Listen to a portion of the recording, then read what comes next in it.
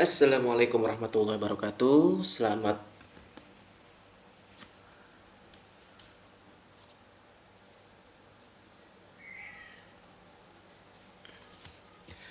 Assalamualaikum warahmatullahi wabarakatuh. Kembali lagi bersama Mulin Ahmad. Pada kesempatan kali ini, Mulin Ahmad akan menyampaikan video terkait dengan bagaimana cara pelaporan SPT tahunan dan proses perhitungannya di akhir tahun. Teman-teman, seperti yang kita ketahui bersama bahwasanya di tahun 2024 pemerintah mengeluarkan aturan melalui Peraturan Menteri Keuangan Nomor 168 Tahun 2023 terkait dengan petunjuk pelaksanaan pemotongan pajak atas penghasilan sehubungan dengan pekerjaan, kemudian jasa, atau kegiatan orang pribadi. Nah, di sini ada beberapa poin yang saya akan sampaikan seperti yang bisa kita lihat di layar monitor teman-teman semua, bahwasanya pemerintah melalui Peraturan Menteri Keuangan Nomor 168 Tahun 2023 memberikan guidance terkait dengan bagaimana cara pemotongan pajak di tahun 2024. Nah, seperti yang kita ketahui bersama bahwasanya perhitungan PPh 21 di tahun 2024 itu sedikit mengalami perubahan dibandingkan dengan tahun sebelumnya. Di tahun 2024 yang sebelumnya PPh 21 itu dihitung dengan tarif fasa 17 dari awal tahun, dari Januari sampai akhir tahun, sedangkan di tahun 2024 perhitungannya berbeda, yaitu menggunakan tarif efektif rata-rata yang perhitungannya itu dilakukan menggunakan TR ini dari Januari sampai November. Baru di Desember atau pada saat karyawan terakhir bekerja menggunakan perhitungan PPh 21 pasal 17 atau yang lebih kita kenal dengan tarif progresif. Baik teman-teman, di sini ada bahan presentasi yang dikeluarkan oleh DJP Pajak.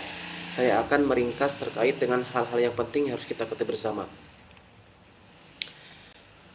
Nah, ini di peraturan pajak yang mulai berlaku tahun 2024 ini bahwasanya karyawan diberlakukan tarif efektif rata-rata. Misalnya karyawan memiliki penghasilan sekian brutonya, maka langsung dipotong dengan tarif efektif rata-rata. Tarif efektif rata-rata ini dibagi menjadi 3 terkait sehubungan dengan PTKP. Nah, pertama tarif efektif rata-rata atau TRA ini yaitu untuk PTKP yang TK0, kemudian TK1 dan K0 dengan lapisan penghasilan bruto yang seperti bisa kita lihat di layar monitor, misalnya dari 0 sampai 5.400.000, maka itu dikenakan tarif TR-nya 0%. Kemudian jika lebih dari 5,4 sampai dengan 5,6, maka dikenakan tarif efektif rata-rata 0,25%. Kemudian ada TRB. Nah, TRB ini yang termasuk bagian dari TRB yaitu PTKP-nya adalah TK2, K1, TK3 dan K2. Sedangkan yang terakhir adalah TRC, yakni untuk PTKP dengan status K0. Nah, apa sih perbedaan dengan PPh 21 sebelumnya dengan metode perhitungan TR ini? Nah, pada perhitungan sebelumnya bahwasanya perhitungan PPh 21 dilakukan dengan menggunakan tarif pasal 17. Artinya ada tarif pajak progresif pada saat awal tahun perhitungan. Sedangkan pada tarif TR ini atau tarif efektif rata-rata ini dari Januari sampai dengan November perhitungannya berbeda, yakni dengan menggunakan rumusnya adalah tarif bruto dikali dengan tarif efektif rata-rata. Apakah itu TRA, TRB, dan TRC.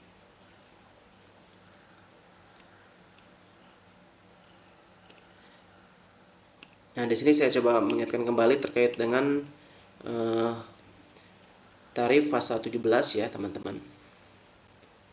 Saya coba cari contohnya. Nah, ini.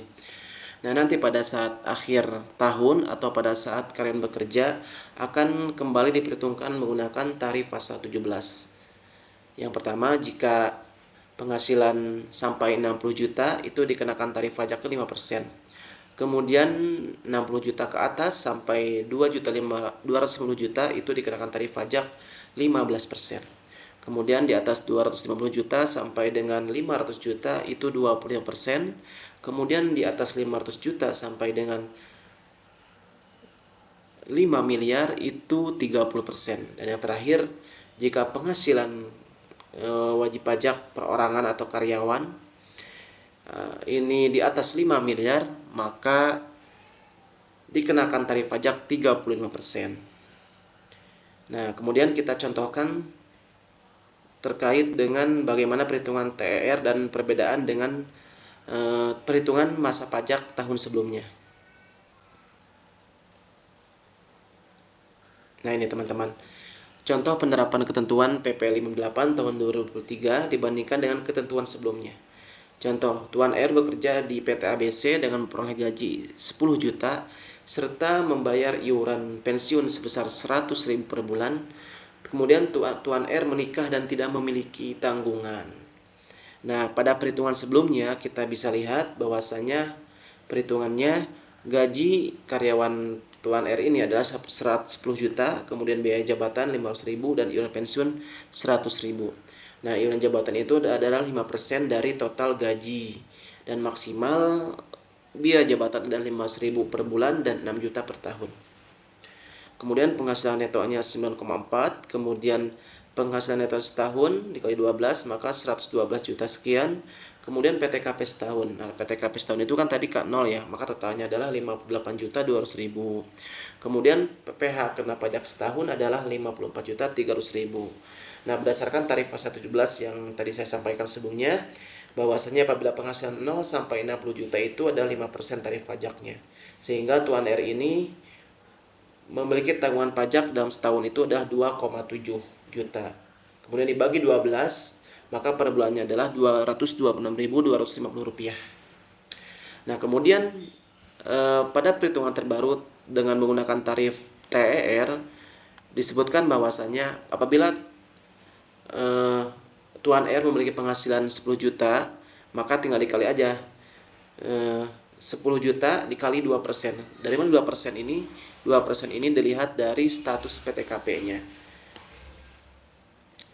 Tinggal lihat kita di tabel ya. Tabel ini bisa kita dapatkan di website TJB Pajak terkait dengan klasifikasi atau PTKP masuk ke TER berapa. Ada TER A, TER B, dan TER C. Nah, pada perhitungan yang terbaru dari Januari sampai November itu langsung dikali TER, yakni 2% kali 10 juta, maka 2% kali 10 juta maka 200.000 per bulan. Kemudian di Desember ini kan sebelumnya sudah dikalikan ya, sudah diperhitungkan dengan pasal 17. Kita kalkulasikan nih.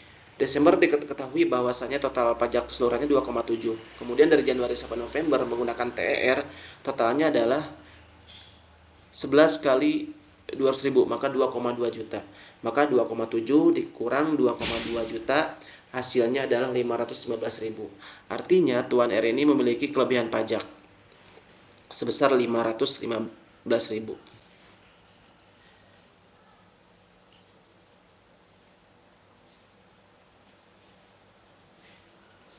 Nah, kemudian apa sih keuntungan menggunakan tarif TER ini? Nah, tarif TER ini yang pertama adalah memudahkan perusahaan ataupun user yang menjadi PIC dalam pajak ini untuk melakukan proses perhitungan dan analisa. Kemudian berikutnya adalah bahwa tarif efektif lebih sederhana dan beban pajak untuk setahun tidak berbeda dibandingkan dengan ketentuan sebelumnya.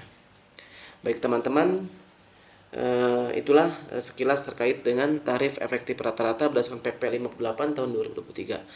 Berikutnya saya akan mencontohkan bagaimana cara perhitungan di akhir masa tahun, di mana perusahaan memiliki kewajiban untuk melakukan proses SPT tahunan yang nantinya form SPT tahunan ini akan diserahkan kepada karyawan untuk karyawan laporkan ke DJP Pajak.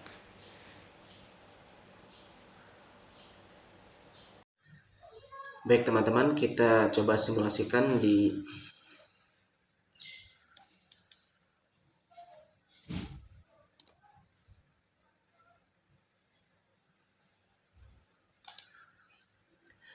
Oke teman-teman, kita coba simulasikan di file Excel yang saya sudah tampilkan. Di sini saya menggunakan rumus persis dengan menggunakan tarif efektif rata-rata dan juga menggunakan metode tarif fasa 17 di akhir tahun.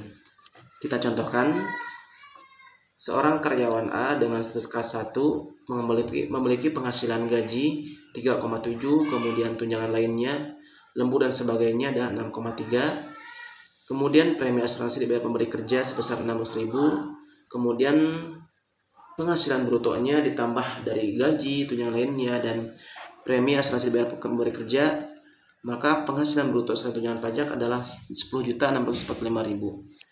Nah, 10.645.000 ini di Januari kita coba sandingkan atau kita coba cari tabel yang sesuai dengan tarif efektif rata-rata.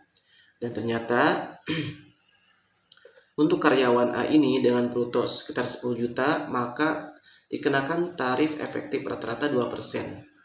Dan untuk K1 ini adalah kategori tier B. Sehingga diketahui 2% dari 10.645.000 itu adalah 217.000.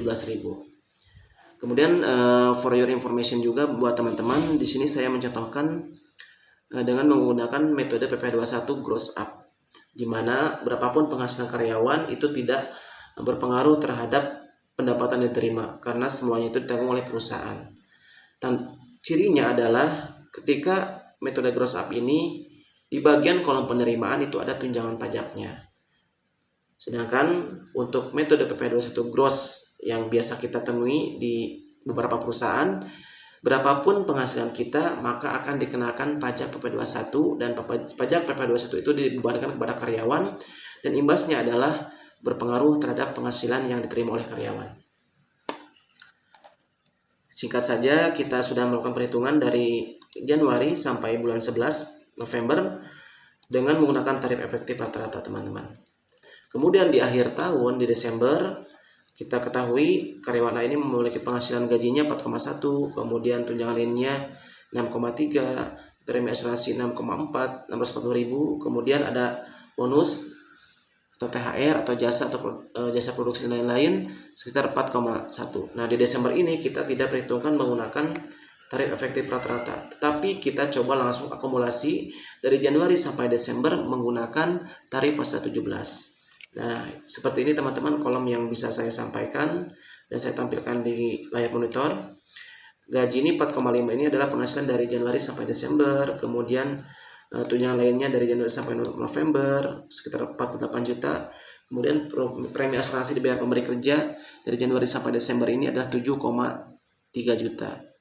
Kemudian jumlah keseluruhan, kemudian bonus THR, tantiem atau jasa produksi dan lain-lain selama setahun itu adalah 15 juta. Kemudian penghasilan brutonya adalah 118 juta.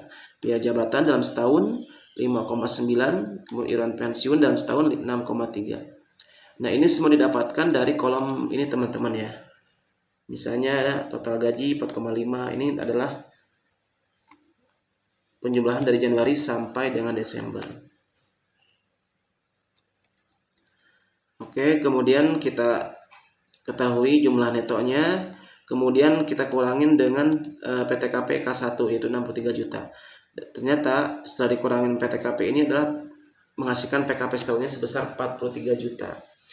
Nah, kemudian karena 43 juta ini tarif pajaknya 5%, maka kita langsung kali 5%, maka menghasilkan 2.180.000. Kemudian PPh terutang yang seharusnya adalah 2,1, sedangkan yang disetor pada masa perhitungan THR dari Januari sampai November adalah 2,8.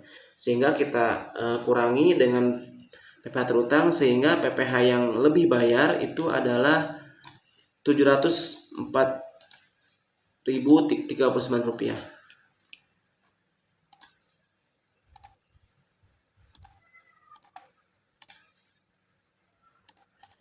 Sehingga total pajak yang dibayarkan oleh karyawan A dalam setahun itu adalah Rp2.180.790. Dan di Desember karyawan tersebut tidak kena PPh pasal 21 karena sudah mengalami penyesuaian melalui perhitungan PPh 21 pasal 17. Baik teman-teman, mungkin itu yang bisa saya sampaikan. Semoga teman-teman yang menyaksikan video ini bisa memahami sedikit ulasan yang saya sampaikan terkait dengan THR dan juga cara perhitungan PPh 21 di akhir tahun. Karena seperti yang kita ketahui bersama bahwasanya di akhir tahun perusahaan memiliki kewajiban untuk mengeluarkan SPT tahunan yang nantinya akan didistribusikan kepada karyawan, dan karyawanlah yang melaporkan SPT mereka ke DJB Pajak. Baik teman-teman, terima kasih. Jangan lupa untuk like, share, dan subscribe channel YouTube Gun Ahmad agar bisa termotivasi untuk terus memberikan